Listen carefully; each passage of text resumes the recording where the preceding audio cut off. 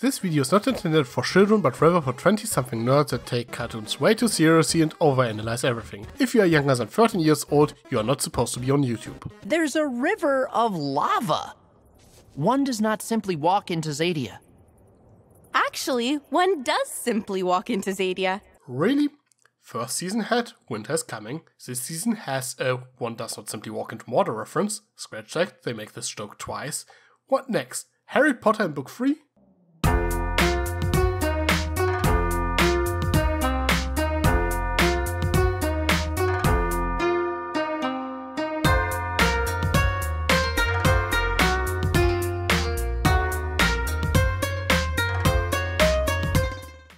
So, after rewatching season 2 of The Rank Prince, I have to say, yeah, this holds up better than I remember. It addresses quite a few problems I had with season 1, but not all of them. Season 1 felt a bit like it took the plot of 4 episodes and stretched it over 9. Season 2, on the other hand, presents a rather tight package. It actually feels like the plot is progressing. The only outlier here is the first episode of the season. While the info dump we get on Moon Elves was rather interesting, not much is actually happening outside of Viren writing a couple of letters. It is not until episode 2 where Claudia and Soren arrive at the scene and start interacting with our heroes, where things get interesting. It finally leads to some interesting conflict as Soren tries to assassinate Ezran, whereas Callum and Claudia start flirting a bit. Claudia still doesn't know that Soren is supposed to kill Ezran and Callum, but she really doesn't like lying to them to get them back home anyway. But I think by cutting a few things they could have easily streamlined the narrative a bit and compressed the first 2 episodes into one. There's still a bit of a problem that we don't really see that much of this world, with our heroes barely interacting with anyone for most of the season, only traveling a bit with a blind sailor for a while,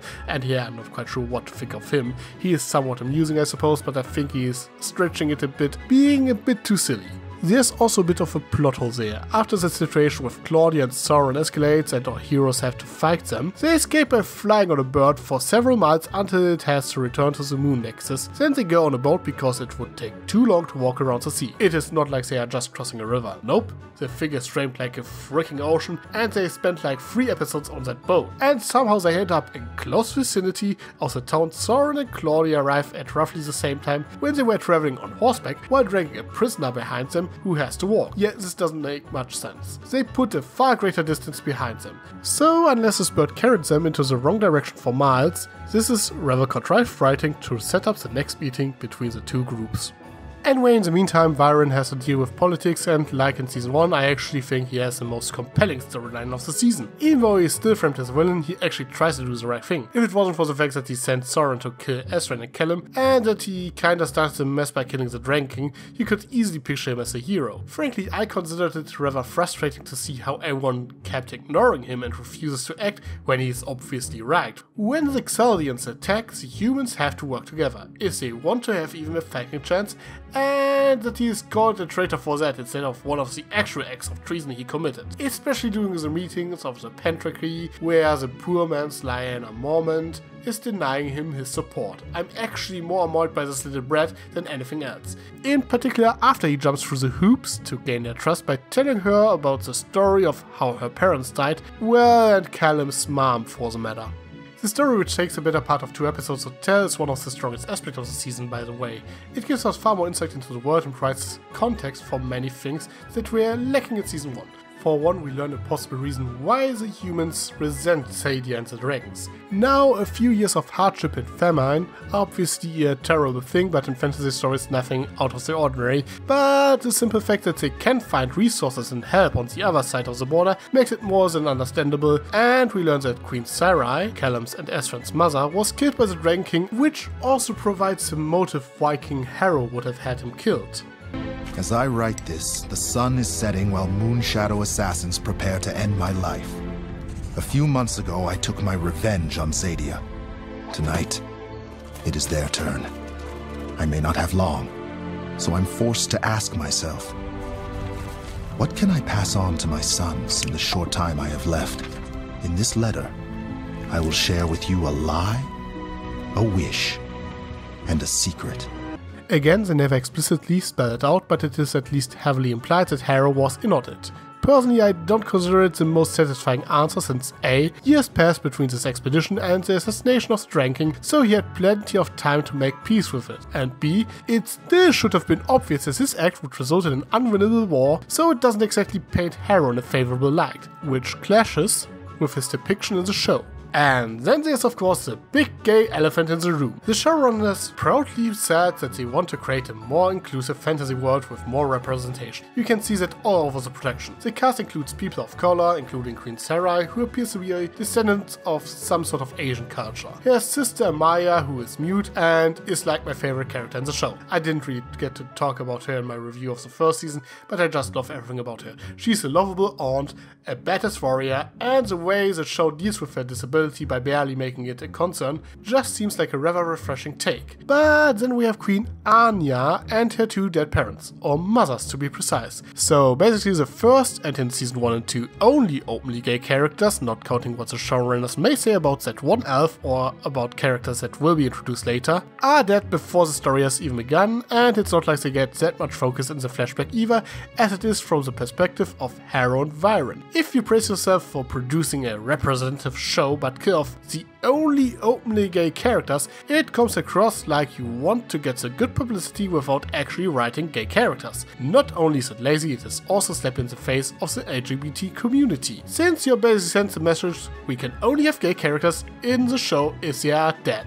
A particular bad offender in that regard was Star Trek Discovery. If you followed me on Twitter while the first 2 seasons were airing, you know that I had several problems with that show, but most of them pale in comparison to the fact that the showrunners proudly announced that they have the first officially gay couple in Star Trek, only to kill one of them off mid-season for some cheap drama, which resulted in a heavy backlash. In the end, they brought Dr. Kalber back from the dead in season 2 in a rather contrived way, and while I don't know if it was planned all along, it seems more like a reaction to sad backlash, as again, the manner of his return felt rather contrived. At least, unlike the idiots in charge of Discovery, the showrunners of Dragon Prince had enough common sense to apologize in advance and promise that there will be more representation in the future, but this also kinda makes it worse because it shows that they were aware of the implications, and it's not like Anya's parents being gay is important to the story or anything like that, since they are both dead anyway. If you really want to have Anya being the child monarch with dead parents, sure, but you could have made them a straight couple, avoiding the controversy entirely and introducing an actual gay couple to the show when it actually matters. Not helping the cases, by the way, that some allegations crept up about the showrunner apparently mistreating women at the workplace, and that show staffs that are part of the LGBT community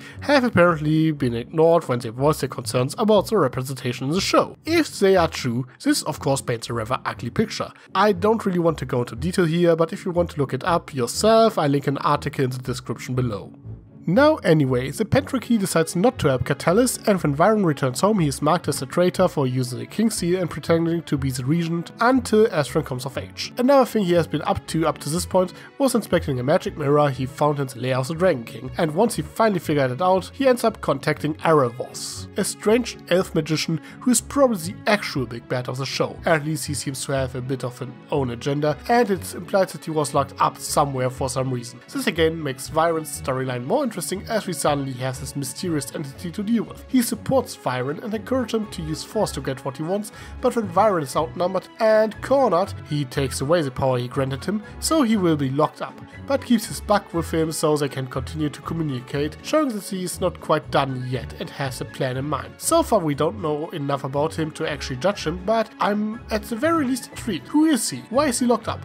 Why did the Dragon King keep that mirror in his lair? I can't wait to get some answers. In the meantime, a different dragon attacks the town Soren and Claudia are at, and they barely manage to fight it off, nailing it to the ground, and Claudia plans to bring it to her father since dragon organs can be used for a lot of spells. But Rayna decides that she has to free the dragon and is eventually aided by Callum, who uses dark magic to achieve this goal, which sends him into a coma. He has to deal with some inner conflicts, but once he figures everything out, he's the first human who understands primal magic enough to use it without a primal orb, giving him an actual alternative. Suddenly, Sokka becomes the last airbender. While Callum is doing that, Astron learns that that his father is dead and reflects over his role in life, sneaking off to have a bit of a heart-to-heart talk with Claudia, who in return is desperate because the dragon paralyzed Soren and she's unable to heal it. After the talk, Claudia asked Ezran if he could show her a deer, recognizing his ability to talk with animals. Afterwards, Ezran goes away, deciding that he has to take his rightful place as king, saying goodbye to his brother who just woke up.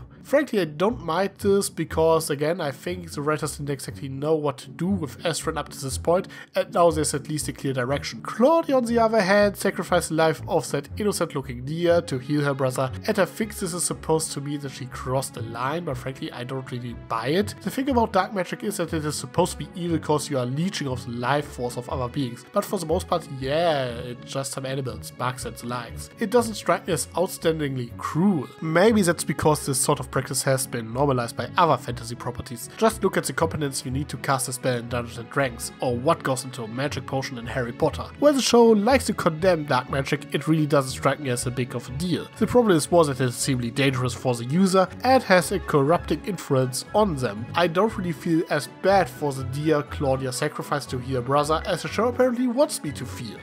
Well, and in the end, Callum and Rayla simply walk into Xadia, more or less. And with that being said, let's wrap things up. The Dragon Prince Season 2 is overall a big improvement over the first. It still has some of the problems, and again I think the show would greatly benefit to take a bit more time to explore the world, showing us a bit more of the impending war and how it might affect the world and the persons who live in it, but it was definitely a step into the right direction. It actually felt like the plot was progressing, and I look forward to Season 3. But what about you? Did you like this season? Anything that bothered you? Let me know in the comments below. I am Tricky Fox. Stay foxy.